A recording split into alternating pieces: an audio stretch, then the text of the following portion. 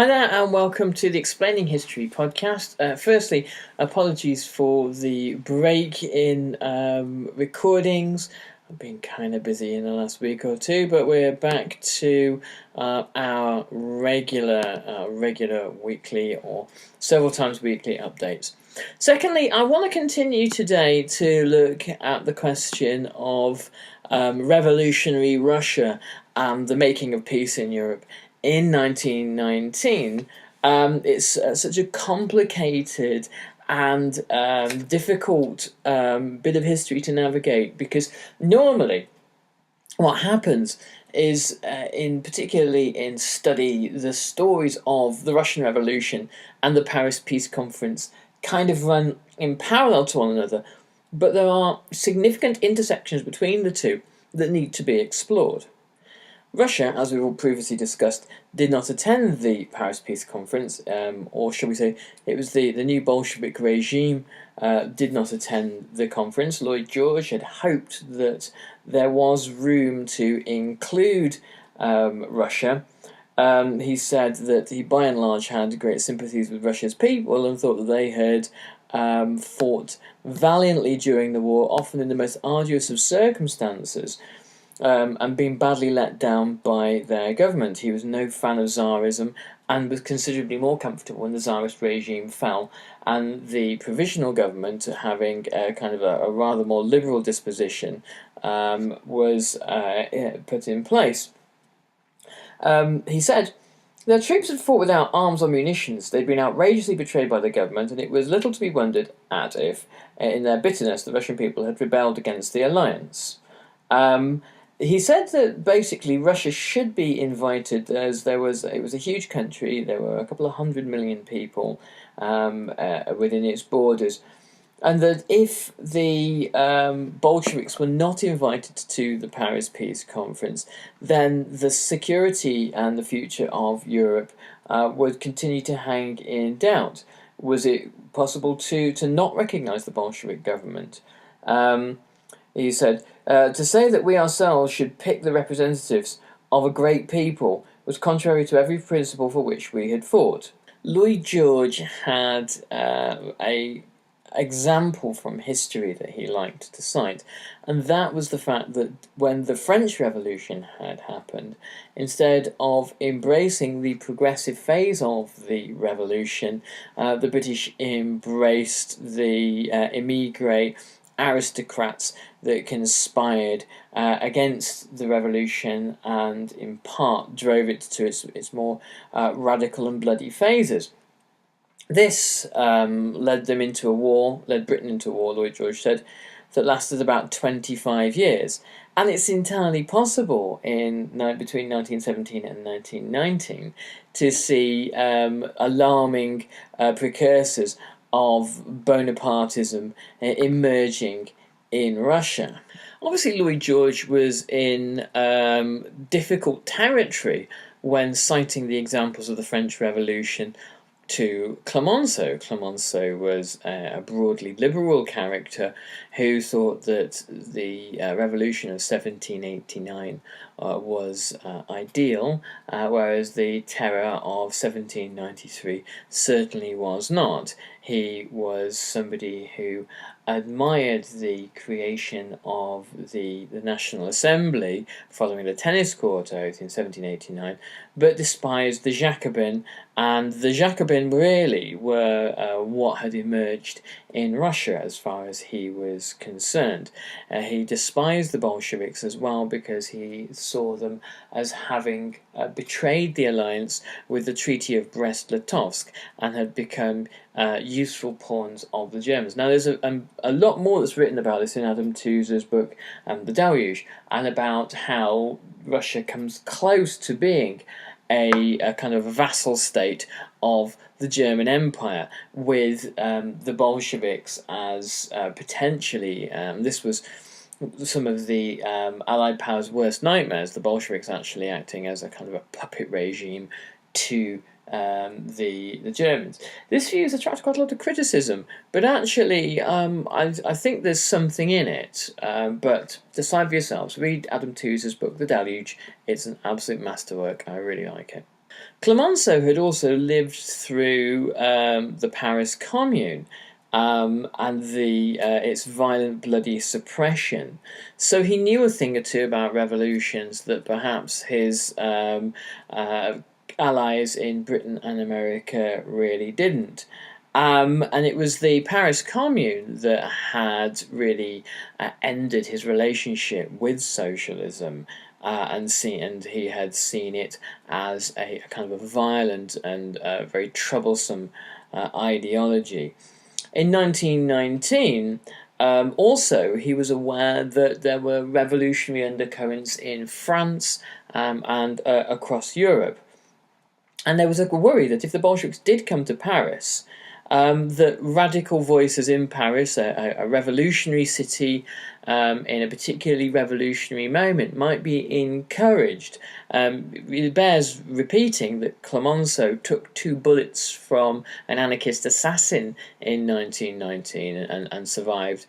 So these fears were not completely without some kind of foundation. The prospect of some kind of rerun of the suppression of the Paris Commune at the same time that the punishment of Germany was being negotiated really rather filled Clemenceau with dread. So he was happy for the Bolsheviks not to attend if they couldn't make it. The problem as well in deciding who should attend the Paris Peace Conference from Russia is that Russia was in a state of civil war. The Bolsheviks don't control the entire territory and couldn't be thought of really as the sovereign rulers of the country. They controlled Moscow and St. Petersburg, or Petrograd as it was at the time, soon to be renamed Leningrad. And there were obviously rival governments facing them from the white armies. In the south, there was General Anton Denikin. In Siberia, there was Admiral Alexander Kolchak. And there were large numbers of separatist movements in Ukraine, in Finland, and in other parts of the former Tsarist Empire. There was also rival claims to legitimacy on the left from the Social Revolutionary Party, who had a far greater electoral claim to legitimacy than the Bolsheviks ever would. They had basically won the November 1917 assembly election, which was gave them an enormous democratic mandate, and it was, in fact, actually one of the most significant democratic polls to have ever taken place, one which the Bolsheviks saw fit to ignore. Paris was, and always really has been, a magnet for emigres and exiles, and would be throughout the 20th century. And Russian exiles fleeing the Bolsheviks had gravitated there.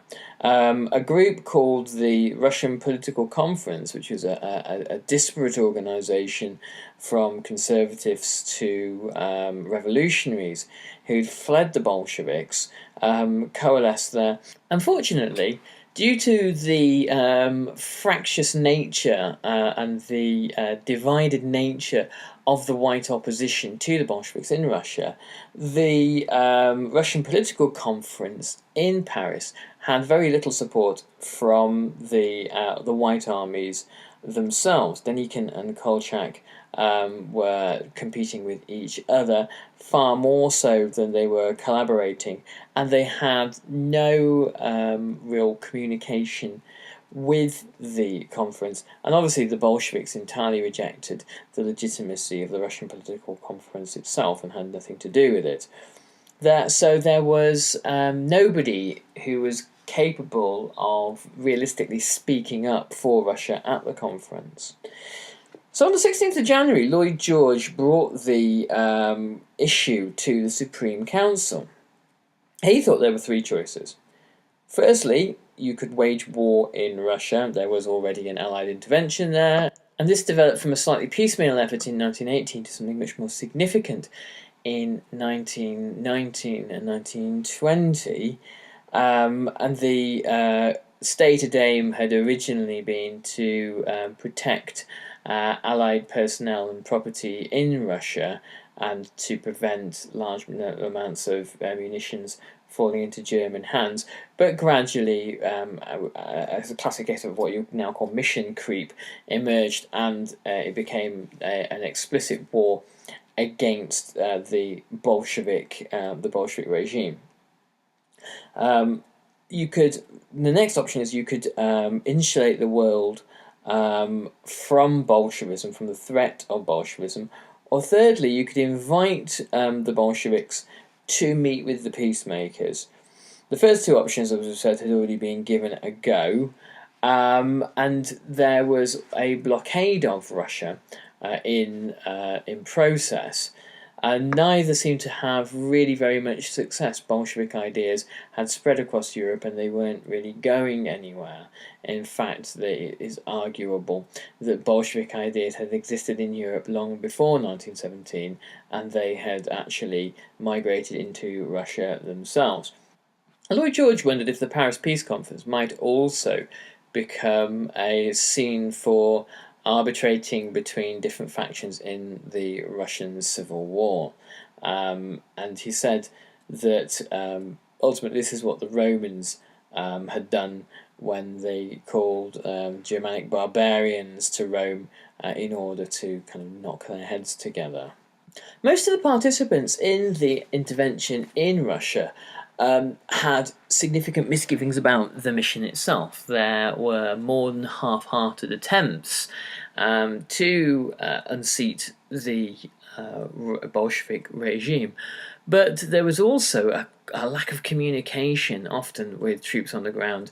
There are all sorts of interesting accounts of American soldiers in Russia in 1919, 1920, without a clear idea of why they're there or what they're meant to be doing. And there was also a sense from American soldiers that overthrowing people's revolutions was not particularly the American way, given how America had come into being in the first place. There's always hopes amongst the peacemakers that the revolutionary phase of this new part of Russian history would die down and a kind of essentially a bourgeois Russia would emerge, sensible, sane, modern and pragmatic, if perhaps authoritarian. And the decision to blockade Russia to prevent the revolution spreading obviously added to Russia's economic crisis, but it also helped to enhance the power of the Bolsheviks.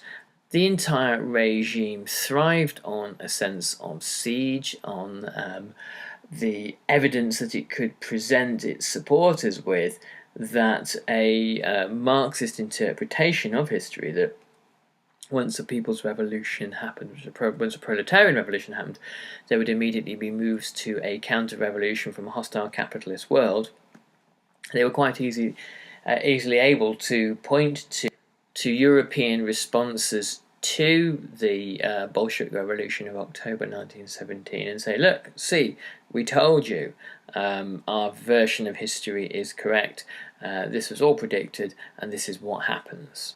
Authoritarian and democratic regimes are always helped by the existence of enemies, real or imagined, because then it's possible to use terror not only to combat the enemies externally, but to hunt down enemies within, traitors, fifth columnists who are going to unsettle and upset and try to undo the achievements of the People's Revolution.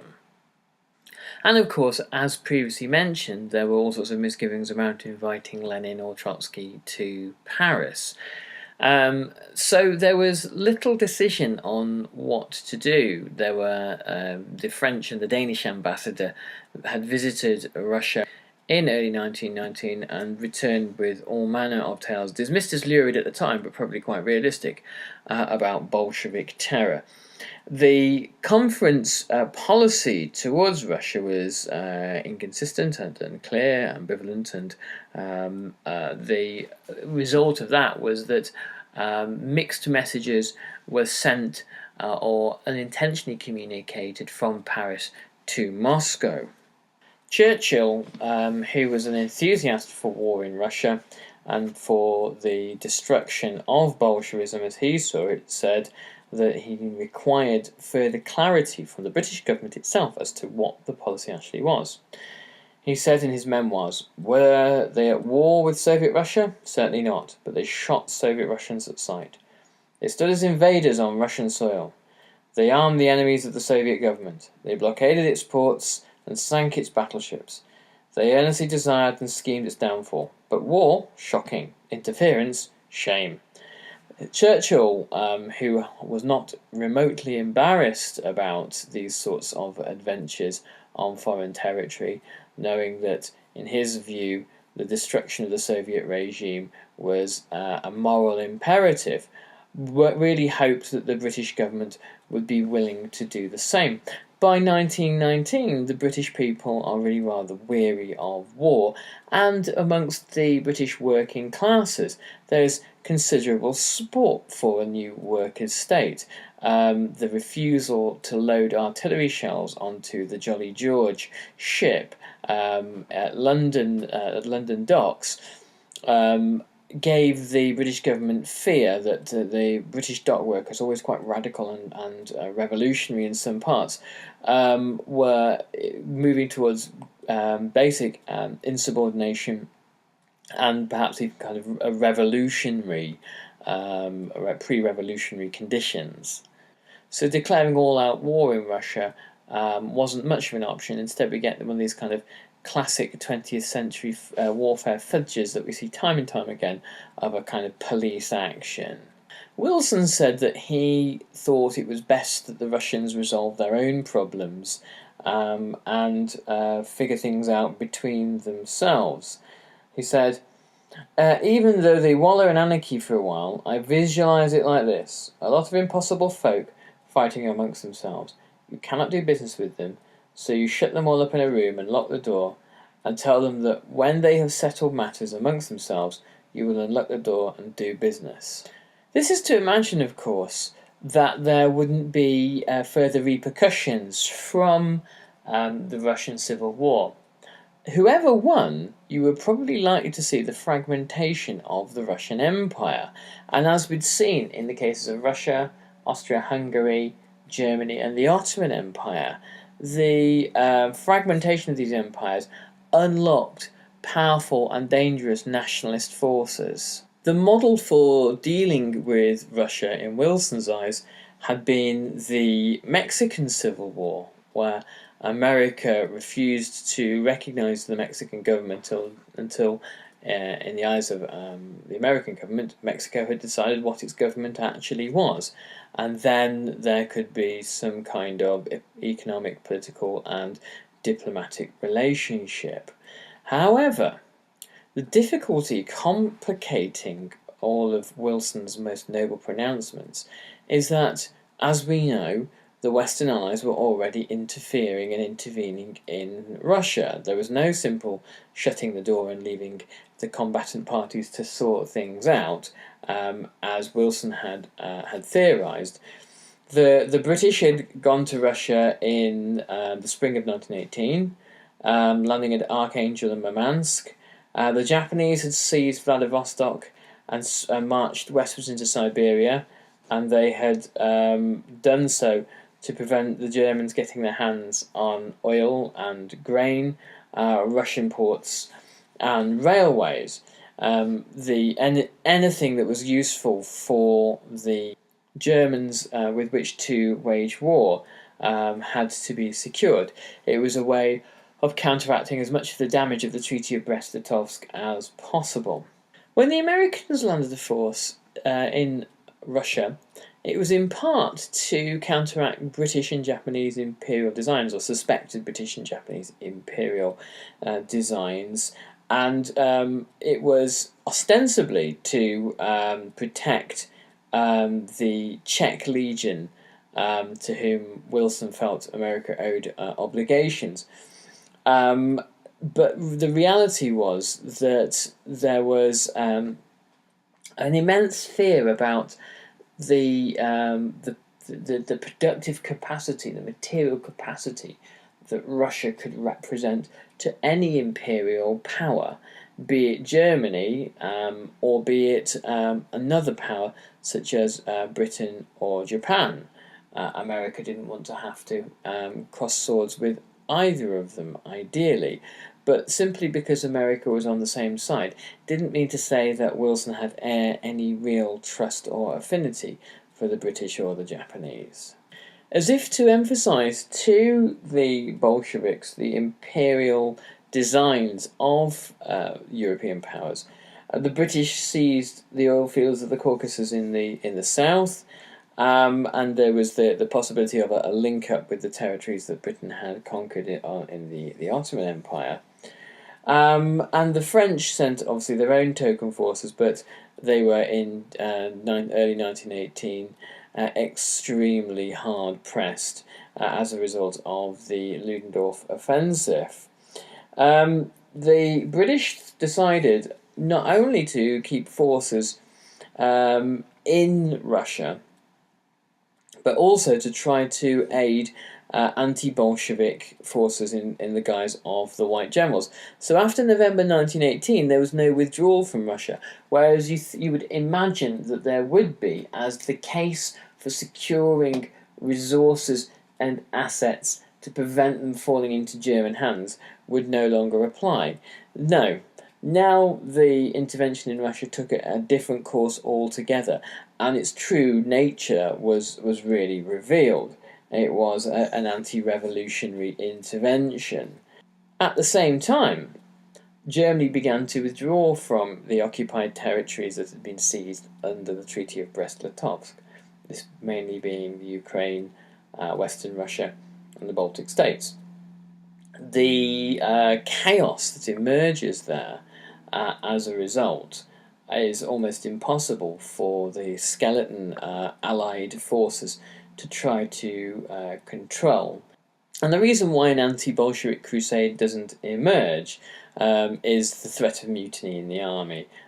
Further war and the prospect of conscript soldiers now being sent to Russia after having fought in France for 4 years was tantamount to the mass outbreak of insubordination in the forces. The Canadian army, who had been sent to Siberia, were desperate to return home by the summer. And across Canada, there was immense public anger and agitation about the issue, and this was known throughout the British Empire delegation. And the weak link in the chain in Russia was France. France, low on manpower, was only able to send a token force which was responsible for southern Ukraine and the Crimea. The problem that happens is that when this force comes in any meaningful pressure at all, and it becomes a mixed national force of Poles, Greeks, and French, the French make the decision to withdraw. In Ukraine, not only did the Bolsheviks have to be fought, but also green anarchists and the Ukrainian national movement had to be fought as well. More trouble than it was worth as far as the French were concerned. And the French army, which had something of a history of mutiny from Verdun onwards, was quite receptive to French-speaking Bolshevik agitators who came to speak to French troops. In 1919, the French pulled out rapidly of Odessa, and handing it and its population, many of whom were white or bourgeois Russians, over to the Bolsheviks. There were horrific scenes as citizens begged to get onto French warships and struggled to be evacuated, much as the British had finally tried to evacuate white soldiers from the Crimea as well. And the evacuation from Sebastopol took 40,000 Russians, including the mother of the Tsar himself. This was followed 2 weeks later by the mutiny of France's Black Sea Fleet. France's final policy as regarding the Russian Revolution became what was called the cordon sanitaire. This was Lloyd George's second proposal of blockading Russia, keeping Russia from spreading westwards. So countries such as Poland, Czechoslovakia, and Hungary, who would eventually, ironically, become part of the Soviet Empire and a buffer zone against the West, were in the 1920s part of a Franco-European pact to prevent Russian expansionism and also to hem in Germany in the opposite direction. Okay, well, I hope you've enjoyed that, and again, sorry for the pause in recordings. We'll be getting back into the swing of things this week. Listen in for more episodes that will be coming your way, probably today, if not tomorrow. And I'll speak to you soon on the Explaining History podcast. If you can go to our Facebook page, Explaining History on Facebook, say hi, tell us what you think, get in touch, have a chat. And also, if you can give us a good review on iTunes, that always does the ratings wonders. Thanks very much, all the best, bye-bye.